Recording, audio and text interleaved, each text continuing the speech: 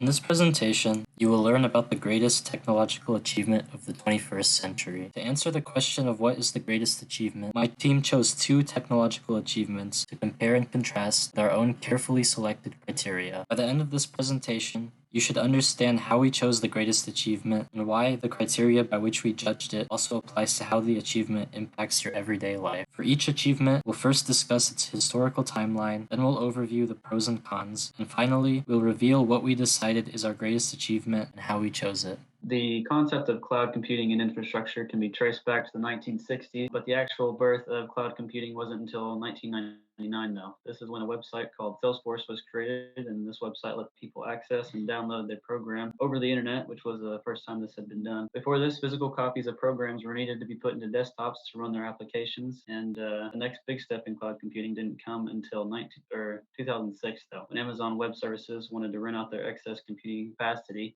which in turn started the first public servers.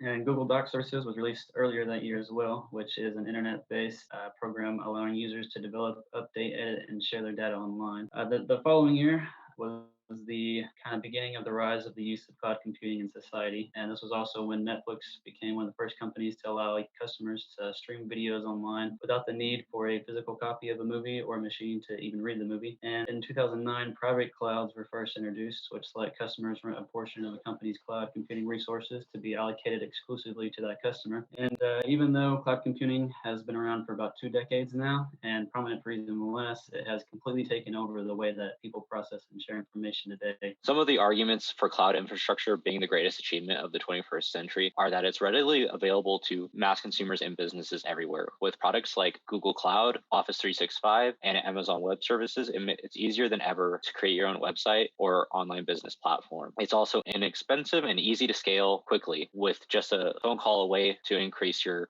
data storage or rate of transfer. It also allows for emergency response times to be quickened with products like Rapid SOS, which is integrated into cell phone operating system and apps like Uber. So when you call 911, your location and data is gathered from those apps and is sent through the Rapid SOS online website and sent straight to the call center, so that way that you could have precise location data and increase your response time. Business functionality is also a big reason why cloud infrastructure is such a great thing, because on the back end, everything is taken care of through your cloud provider like Amazon Web Services. It allows you not to have to worry to keeping up with different regulations like payment card industries and all that. Along with that, it also lets you offload online computing power to the web service. So with things like Autodesk, you can do big computations all at once with less of a strain on your own hardware. It also simplifies data storage and retrieval with putting all the backing up and all that to a third party. Some of the cons, though, are security and privacy concerns. You're not able to control who the third party cloud provider does all their contracting through, and you don't know if they're up to your standards of encryption and what you need for your business needs. It also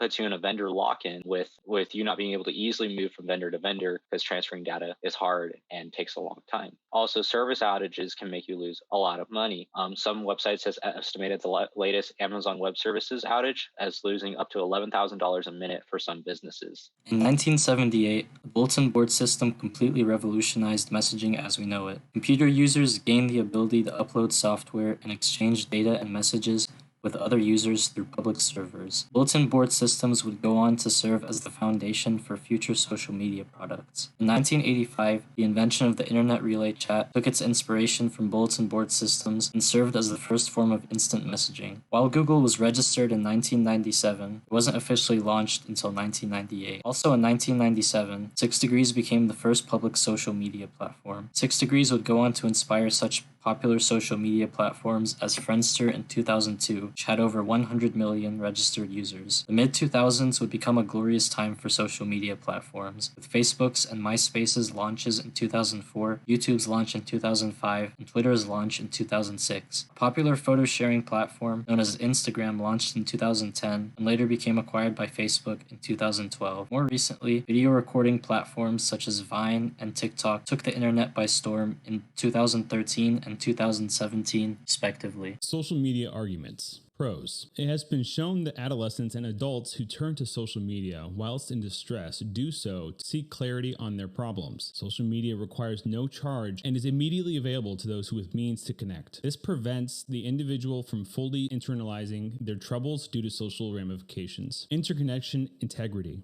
Social media makes it easier and less time intensive to connect and keep up with loved ones. It lets you know how they are doing without having to see them or talk to them on the phone, something that many people would not do otherwise. Information dissemination.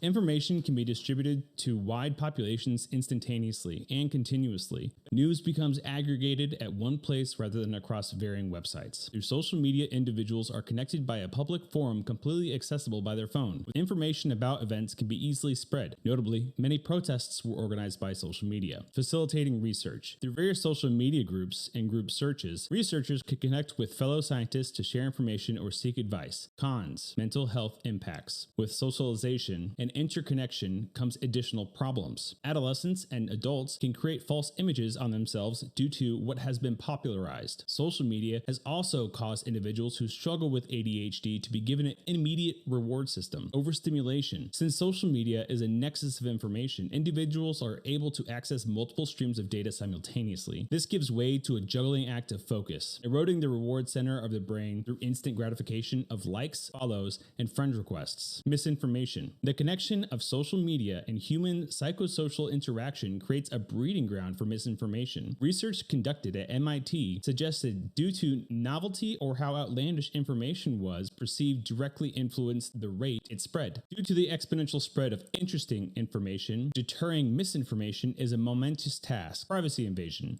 As people flow along the river of the internet, they can be tracked by intuitive means. Such tracking is used to gather private data on individuals. Facebook has been hit multiple times by legislation due to their use of private data. Currently, Facebook uses information collection to generate revenue from the user's interest via ad targeting. And now I'm just going to go over a brief summary of the benefits of cloud infrastructure and social media. Cloud infrastructure easily has the easily scaling of data storages, which also decrease the cost of saving on all data and all of the cloud behind the scenes. Through that, it also increases business productivity and also can implement faster emergency response time by allowing a lot of your personal data to be passed along through the cloud when it comes to like calling 911. And with social media, it allows you to easily connect with others, whether it's family across the country. It increases information dissemination, which is basically just the speed of how information is going along. Instead of you having to go find the TV or go find the newspaper to go get your news, you can just look down at your phone, get on Twitter, Instagram, Facebook, etc., and you have it. Community organizations, like here at OU, we use a lot of social media to help promote our organizations throughout campus, and you can also see that in other communities. So now we have to pick which achievement is better. Is it social media or is it the cloud infrastructure? So the project coordinator of our group took the averages of the ratings of the criteria, summed it up, and took the highest sum between the two achievements. Our three criteria that we used were ease of use, regularity of use, and social cultural impact. And based on those three criteria, we have concluded that social media is the better achievement.